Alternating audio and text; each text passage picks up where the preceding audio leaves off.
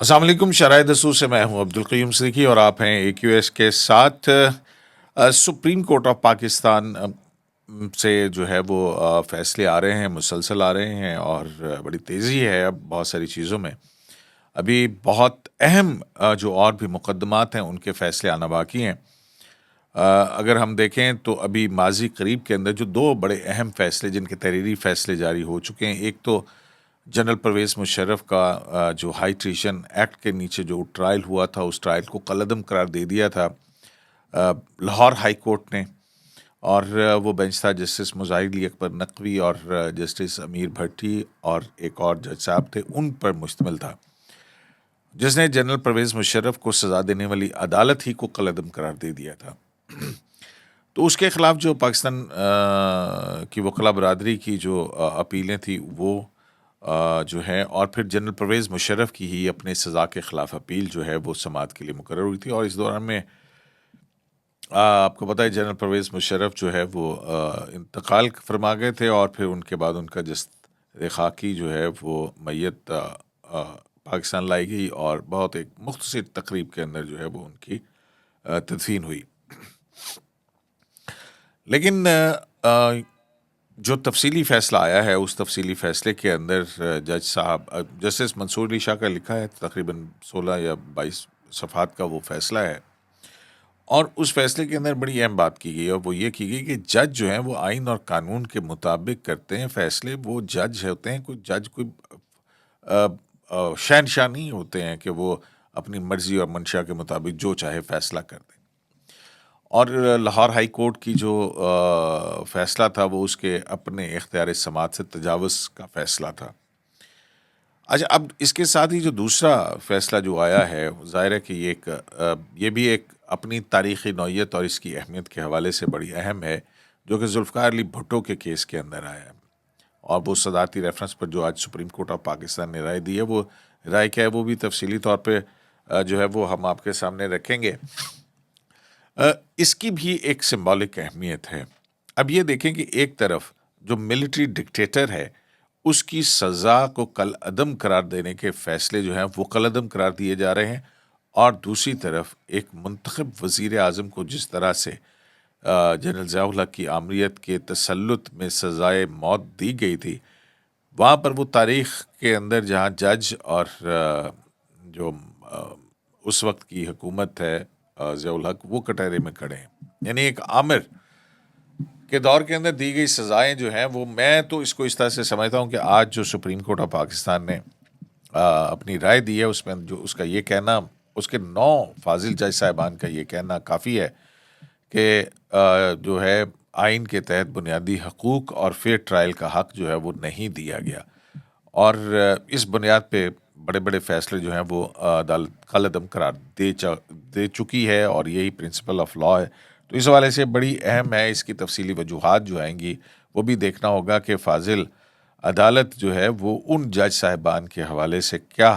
کیا کہتی ہے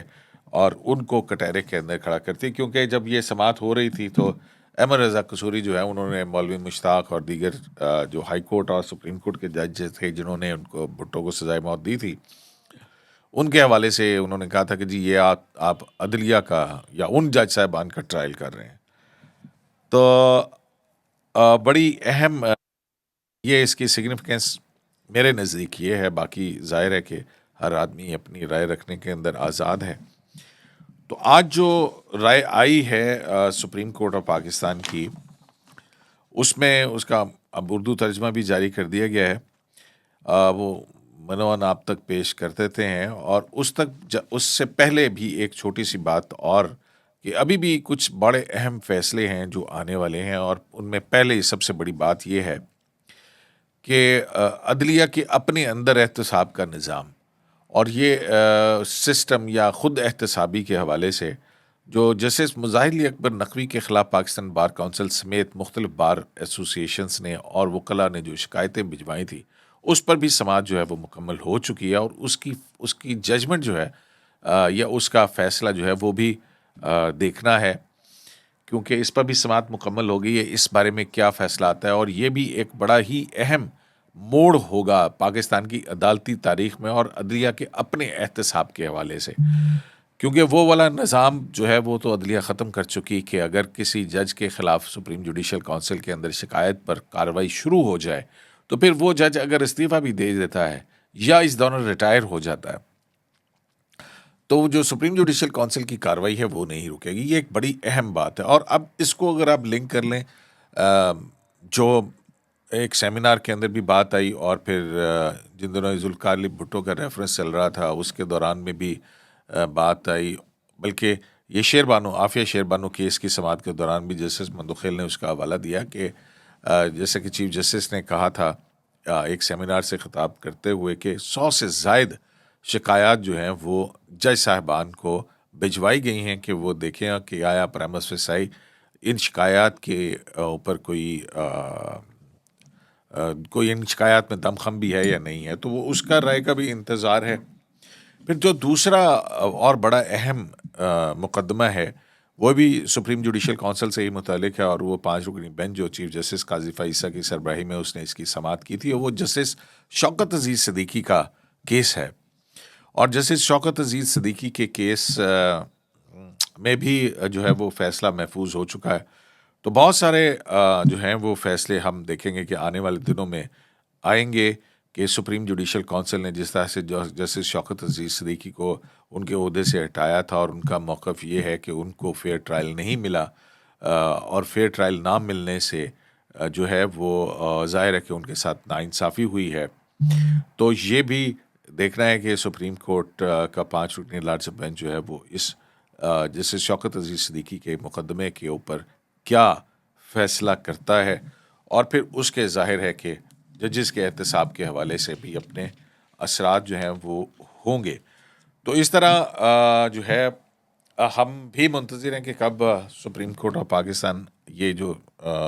ججمنٹس ریزروڈ ہیں وہ کب تک سامنے آتی ہیں۔ ظاہر ہے قاضی فائزی صاحب یہ ساری دونوں چیزیں دیکھ رہے ہیں، وہ اس سے پہلے اور بھی بہت ساری چیزیں، تو بہت سارے فیصلے اور کام، اور ظاہر ہے کہ وہ ہو رہا ہے اور فیصلے لکھے جا رہے ہیں، لازمی طور کے اوپر ایسا ہو رہا ہوگا، لیکن وہ کب سامنے آتے ہیں یہ بھی دیکھنے والی بات ہے۔ تو آج جو بھٹو کے ریفرنس میں صدارتی ریفرنس میں جو رائے دی گئی ہے وہ میں آپ کو پڑھ کے سنا دیتا ہوں۔ اس کا اردو ترجمہ بھی جاری کر دیا گیا، سپریم کورٹ کی ویب سائٹ پر ہے کہ ہم ججوں پر لازم ہے کہ اسلامی جمہوریہ پاکستان کے آئین اور قانون کے مطابق انصاف کی فراہمی کا اپنا بنیادی فرض ادا کریں، اور ہر قسم کے لوگوں کے ساتھ قانون کے مطابق بلا خوف یا رعایت اور بلا رغبت و عناد انصاف کریں۔ ہماری عدالتی تاریخ میں بعض فیصلے ایسے ہیں جنہوں نے ایسا عوامی تاثر قائم کیا کہ خوف یا رعایت کی مجبوری کے وجہ سے انصاف فراہم نہیں کیا گیا۔ اس لیے ہم پر لازم ہے کہ ہم عاجزی کے ساتھ اور خود احتسابی کے جذبے کے تحت اپنے ماضی کی کوتاہیوں اور غلطیوں کا سامنا کرتے ہوئے انہیں قبول کریں، جس سے ہمارے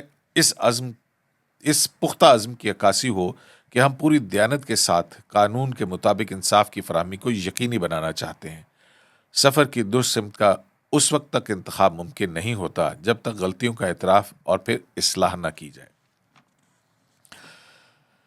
آئین کی دفعہ 186 کے تحت مشاورتی اختیار سماعت کا تقاضا ہے کہ عدالت اعزاز صدر کی جانب سے بھیجے گئے عوامی اہمیت کے کسی قانونی سوال پر رائے دے۔ ہمارے فہم میں قانونی سوال بنیادی طور پر یہ ہے کہ کیا جناب ذوالقار بھٹو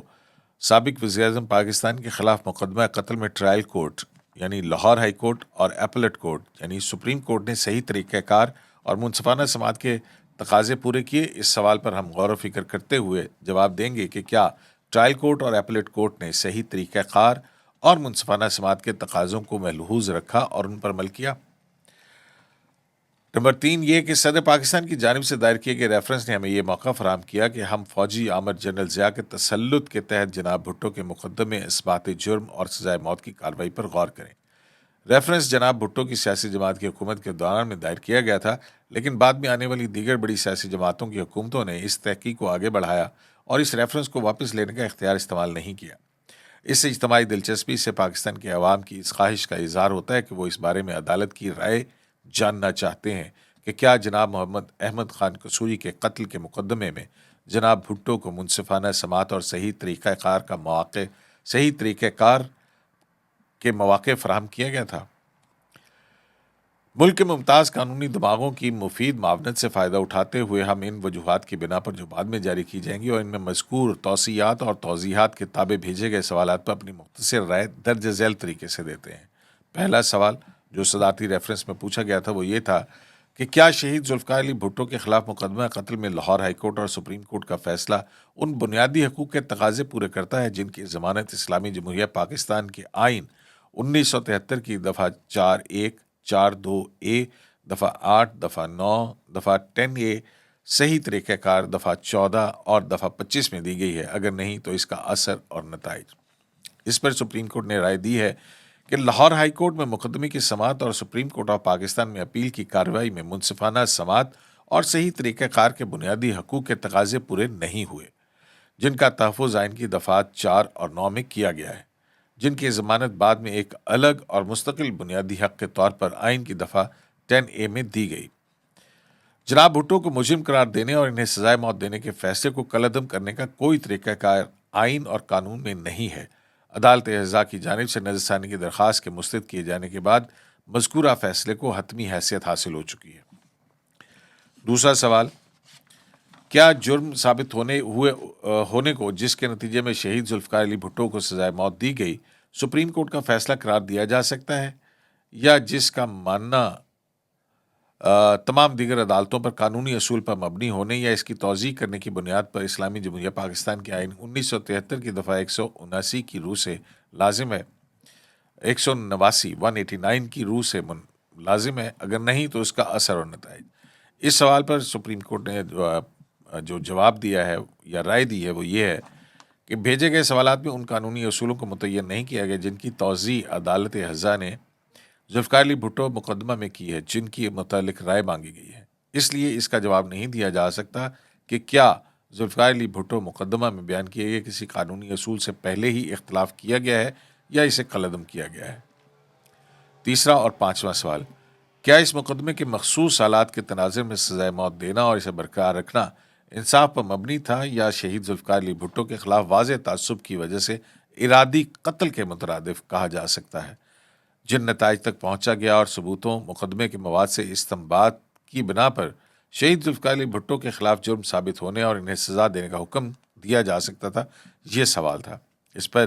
جو رائے دی ہے وہ سپریم کورٹ نے دی ہے اور یہ متفقہ رائے ہے جو کہ 9 رکنی لارجر بینچ نے کی ہے کہ آئین کی دفعہ 186 کے تحت مشاورتی اختیار سماعت میں عدالت اعضاء شواہد کا دوبارہ جائزہ نہیں لے سکتی، نہ ہی اس مقدمے کے فیصلے کو کالعدم کر سکتی ہے، تاہم اپنی تفصیلی وجوہات میں ہم منصفانہ سماعت اور صحیح طریقہ کار کے متعلق بنیادی آئینی و قانونی کمزوریوں کی نشاندہی کریں گے۔ چوتھا اور پانچواں سوال جو ہے وہ اس کا اکٹھا ہی جواب ہے کہ یہ پوچھا گیا تھا کہ کیا شہید ذوالفقار علی بھٹو کے خلاف مقدمہ قتل کا فیصلہ قرآن مجید اور نبی کریم صلی اللہ علیہ وسلم کی سنت میں مذکور اسلامی قوانین کے تقاضے پورے کرتا ہے؟ اگر ایسا ہے تو کیا موجودہ مقدمہ توبہ کے تصور کے تحت آتا ہے جس کا صریح ذکر قرآن مجید کی درج ذیل آیات میں ہے؟ سورہ نساء آیت 17-18، سورہ بقرہ آیات 159-160 اور سورہ المائدہ کی آیت 222 اور آیت 39، سورہ الاعراف آیت 153، سورہ نحل آیت 119، سورہ طٰہٰ آیت 82، نیز بھی سنن ابی ماجہ باب 171 حدیث نمبر 395۔ توبہ کے تصور کے اثرات اور نتائج کیا ہے؟ اس پر عدالت لکھتی کہ اس سوال پر ہمیں کوئی معاونت نہیں دی گئی، اس لیے اس پر رائے دینا مناسب نہیں ہے۔ اور پھر کنکلوڈ یہ کرتی ہے عدالت کہ ہماری رائے یہ ہے کہ ذوالفقار علی بھٹو کو بنیادی جو آئینی تحفظ حاصل ہے کسی بھی ٹرائل کے اندر فیئر ٹرائل کے حوالے سے وہ نہیں دیا گیا۔ تفصیلی وجوہات میں عدالت کہاں تک جاتی ہے وہ دیکھنے والی بات ہوگی۔ تو جناب آج کے اس ولاگ سے اجازت دیجیے، شرح دستور سے مجھے عبدالقیوم صدیقی کو AQS لائیو سے اجازت دیجیے۔ اللہ نے